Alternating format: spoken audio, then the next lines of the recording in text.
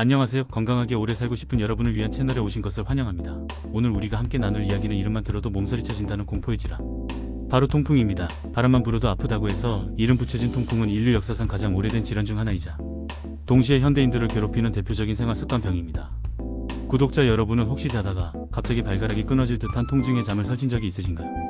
아니면 주변에서 통풍 때문에 맥주 한 잔도 마음 편히 못 마시는 분들을 보셨나요? 통풍은 단순히 관절이 아픈 병이 아닙니다. 우리 몸이 신진대사에 빨간불이 켜졌다는 아주 강력한 경고 신호입니다. 하지만 너무 걱정하지 마세요.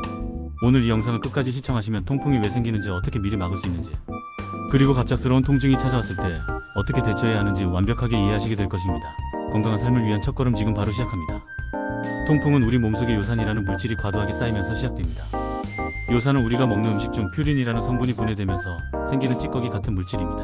정상적인 상태라면 요산은 소변을 통해 몸 밖으로 잘 배출되어야 합니다. 하지만 요산이 너무 많이 만들어지거나 배출이 원활하지 않으면 피 속의 요산 농도가 높아집니다. 이렇게 갈 곳 잃은 요산들은 바늘처럼 날카로운 결정체 모양으로 변해 관절 사이에 차곡차곡 쌓이게 됩니다. 우리 몸의 면역체계는 이 날카로운 결정을 외부 침입자로 인식하고 공격하기 시작하는데, 이때 발생하는 격렬한 반응이 바로 우리가 겪는 극심한 통증과 염증입니다. 주로 엄지발가락, 발목, 무릎 등 하체 관절에서 시작되며 특히 기온이 낮아지고 혈류가 느려지는 밤에 통증이 시작되는 경우가 많습니다. 최근 한국에서는 회식 문화와 고단백 식사, 그리고 음주 습관 변화로 인해 20대와 30대 젊은 층에서도 통풍 발병률이 급격히 높아지고 있습니다. 한국형 통풍 진료 지침에서도 이제는 초기 집중 치료와 철저한 생활 관리가 필수라고 강조하고 있습니다. 통풍은 한번 발병하면 평생 관리해야 하는 질환이므로 정확한 이해가 예방의 시작입니다.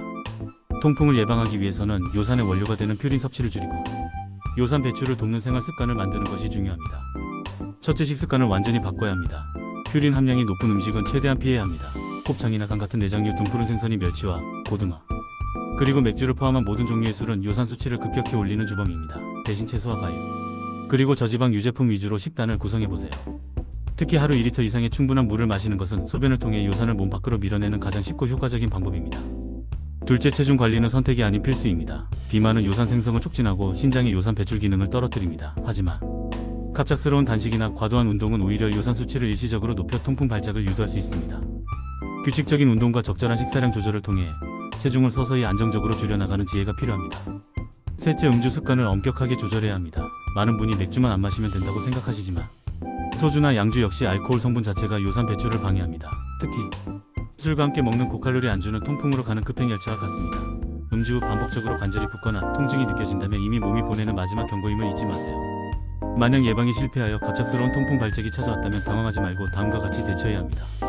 통증이 시작되면 해당 부위를 높게 올리고 냉찜질을 해주는 것이 좋습니다.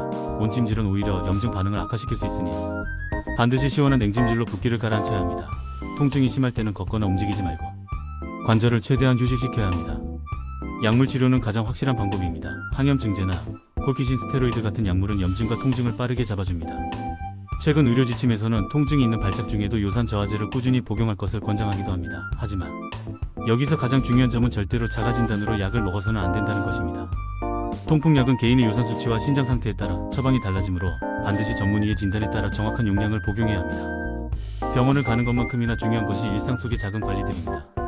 먼저 아침 산책을 추천합니다. 가벼운 걷기는 신진대사를 촉진하고 체중 관리에 큰 도움이 됩니다.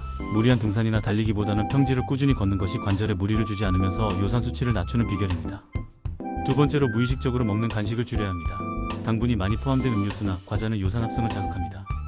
건강한 간식으로 견과류나 물을 선택해보세요. 작은 차이가 미래의 건강을 결정합니다. 세 번째로, 정기적인 검진을 생활화해야 합니다. 통증이 없다고 해서 통풍이 나은 것은 아닙니다. 혈액 검사를 통해 요산 수치를 정기적으로 체크하고 목표 수치인 6.0 이하를 유지하고 있는지 확인해야 합니다. 마지막으로, 스트레스 관리입니다. 스트레스는 우리 몸의 염증 반응을 증폭시킵니다. 충분한 휴식과 명상을 통해 마음의 안정을 찾는 것은 통풍 예방뿐만 아니라 전반적인 면역력 강화에도 큰 도움이 됩니다. 통풍은 단순히 발가락이 아픈 병을 넘어 우리 몸 전체의 건강 상태를 보여주는 거울입니다. 통풍을 방치하면 요산 결정이 신장에 쌓여 신부전증을 유발하거나 혈관벽을 자극해 심혈관 질환의 위험을 높일 수 있습니다. 반대로 통풍을 잘 관리한다는 것은 여러분의 신장과 심장, 그리고 혈관 건강까지 모두 지키고 있다는 뜻입니다. 예방과 관리가 잘 이루어지면 삶의 질은 놀라울 정도로 향상됩니다. 아침에 일어났을 때 몸이 가볍고 언제 어디든 통증 걱정 없이 걸을 수 있는 자유는 무엇과도 바꿀 수 없는 소중한 자산입니다. 건강한 식사, 꾸준한 운동, 그리고 충분한 수면이라는 기본 원칙만 지킨다면 통풍은 충분히 이겨낼 수 있는 상대입니다. 오늘 영상에서는 통풍의 원인부터 예방법, 대처법, 그리고 생활 속 관리 팁까지 자세히 알아보았습니다. 오늘 배운 내용 중 가장 기억에 남는 것은 무엇인가요? 지금 바로 실천할 수 있는 작은 습관부터 하나씩 시작해 보시길 바랍니다. 오늘 영상이 여러분의 건강한 삶에 도움이 되셨다면 좋아요와 구독, 그리고 알림 설정까지 부탁드립니다. 여러분의 응원은 더 좋은 건강 정보를 만드는 데 큰 힘이 됩니다. 통풍은 미리 알고 준비하면 충분히 막을 수 있습니다. 건강하게 오래 살고 싶은 여러분, 오늘부터 당당하고 활기찬 하루를 응원합니다. 시청해주셔서 감사합니다.